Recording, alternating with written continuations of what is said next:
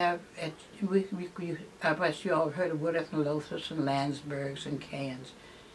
You would go into the store and they would follow you, you know, to see what you were going to get, if you were going to bother anything. Even in the 5 and 10, which wasn't that great, Murphy's, you would, you know, they'd follow you to see if you were going to steal anything.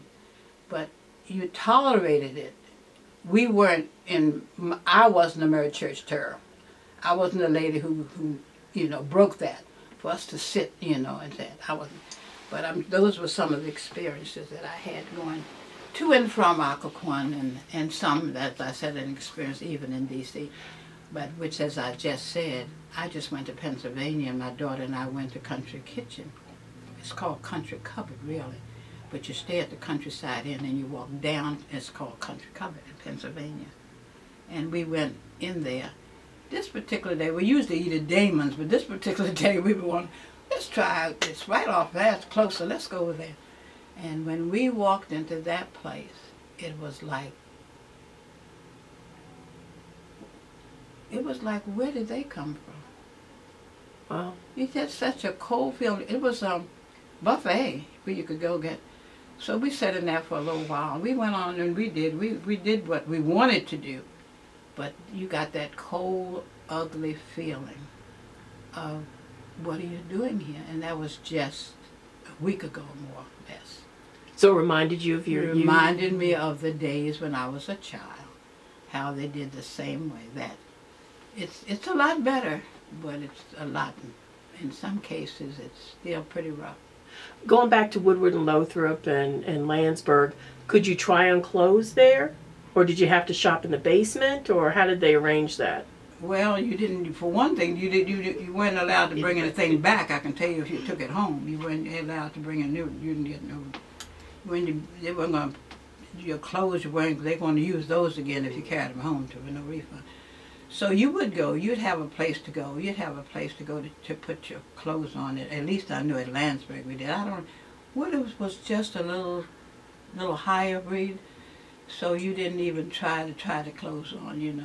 You sort of stand and measure your clothes, you know, sort of see if it fits you. Yeah, hold it up and you had, yeah, like that, you know, to fit you. Then, but they did at Kapowitz, I remember, where you bought coats and nice suits.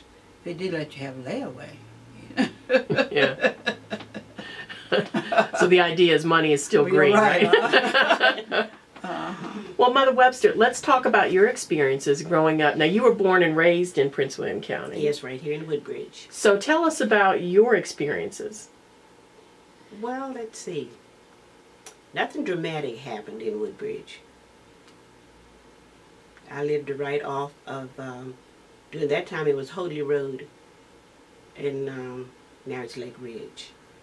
And we walked to school. Was that a black community? Yes, yes. And the reason it was black community because the people in that community owned the land. So you really didn't get into, let's say, a white community until you got up in Hoadley, where the Garbers lived and the Russells. And then in Occoquan, it was either the Larrys, the Halls, or the Lyns. And we walked to school.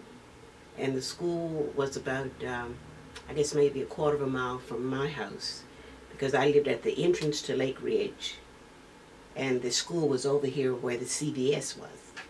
So I walked, but there were kids that walked from Occoquan all the way to Summit School. They walked from Number 1 Highway all the way to Summit School. When it would rain and the parents weren't working, because most of them did days work. Some went to Washington to work in the government. Then one of the fathers would drive and pick up the children all along the road and bring them to school. So there were no school buses? Oh, no school buses. Did the whites have school buses? Yes, they had school buses. And they would pass us on the road and they'd wave at us and they'd say names and everything. But we'd be walking in the rain, in the snow, in the heat, whatever. So what were the... What was the school like? Did you have janitorial service? Did you have used books? Tell us a little bit about that. We had used books. We had, the janitor was my uncle, Uncle Jesse. And they lived right here at the entrance of Lake Ridge, where the filling station is. Okay, they live there. And he'd get there every morning at 6 o'clock.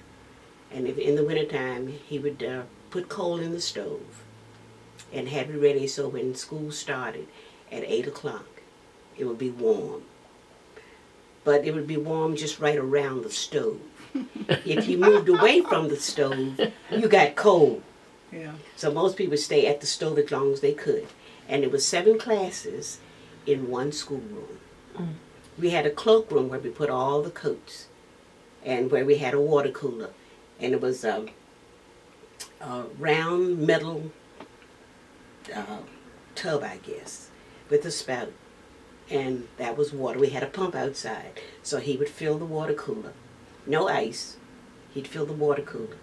And if we wanted water, whatever. But my aunt was the teacher there. His wife. And, yes, his wife. And she ruled with an iron hand. What was her name, do you remember? Corinne Washington. You didn't do bad. You did good all the time because she was short. I guess she was about maybe, what, 4'9", 4'10". Mm-hmm. But what say you, she spoke loud and walked with a big stick. And everybody was mannerable. They knew not to mess up because they would also see her on Sundays at Sunday school because she was superintendent of Sunday school. At Ebenezer? At Ebenezer. So she got them both ways. And my grandmother, my great-grandmother, every summer the county would give her vegetables and a piece of ham meat. And she would make soup. So that was our hot lunch. The boys would go down to her house, walk from her house back up to the school with this great big pot of soup. And that was our hot lunch for the day. We didn't bring lunch from home. By the time it got to the school, it was a little bit of meat left. Because the boys would eat some of the meat out of the soup. But that's what we had for hot lunch. During the summer, they would send us carnivore pills. And everybody had to have a carnivore pill so you wouldn't catch colds or whatever. So this was school sponsored? This was school, yes. And then every morning at school, we had a physical checkup. You looked at your fingernails, your hands, in your ears, in your hair, to make sure that there were no lice or anything. Now, my aunt did that on her own. And she checked you over, and whatever wasn't like she thought it should be, then she met with your parents to find out what the reason was. They didn't get up early to get clean, or you needed supplies at home, or whatever it was. And whatever the parent needed, she supplied it. The county didn't supply it. So, as opposed to the white schools, did they have a cafeteria with better lunches? I don't know. Okay. I don't know if they had a cafeteria or not. Okay. So talk about your job and the books that you did. During the summer, the county would give my aunt all the school books for the 7 classes. And it was my job to erase all of the answers out of the used books that we got. And that would take me almost all of the summer. That was my job. And by the fall, everything was all ready and they could go back, and you couldn't even find out where someone had written an answer in the book. And a lot of times the answers were wrong, so we didn't want to make sure, so that's what we had to do. And these books came from? Came from the white schools, yeah. Were there ever pages torn out? Oh yes, pages torn out, all colored up and everything. Now the white school was in walking distance because it was Occoquan High School. So we could walk down there just as quick as we could walk to Summit School, but we weren't allowed to do it. Now you went to Manassas. I went to Manassas. We were bused to Manassas. Talk about that experience. Well, let's see. We left home at 7 o'clock in the morning. We had to go to Dumfries. Now they had an elementary school in Dumfries named Washington Reed. That was named after my grandmother, Corinne Washington. We stayed over there for maybe a half an hour. That bus had to go to Dumfries, Triangle, Fuller Heights Road, Quantico. They would bring all those children back to Washington Reed. Then they'd drop them off at Summit, at the Washington Reed School. Then we would leave there and go all the way to Manassas High School. And we'd get there by 9 o'clock. And you left at 7. Uh-huh. What were the bus conditions? Were they cold? They were rickety and cold. And if they would drive a little bit faster, I guess over 45, the vibration of the bus, it would sting your feet. And earlier we had to get off of the bus on this side of Lake Jackson. The bus would go across. Then we'd walk across the bridge and get on the bus at the other side. Too heavy. Because the bus wasn't in condition. Because, what was the reason? The bus wasn't in the condition to carry that load across. And the you had bridge. so many kids on Yeah. there. Mm-hmm. I heard of that. Oh my goodness. Now, did you pass white high schools while you were going to Manassas? No, we didn't pass any white high school going to Manassas, because the next high school you got to was in Manassas, and that was Osborne. Okay. Mm-hmm. So when you got to Manassas, what were the conditions there? Well, to us it was good. It was just so far away from home, and we didn't get to see anybody from home until maybe around 6 or 7 o'clock that evening. So when you got home, you didn't know what had happened during the day. No cell phones or anything. So you didn't know what had happened during the day, who had gotten sick, who had died, or whatever happened.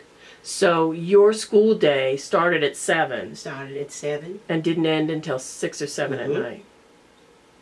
Wow. And then during that time, we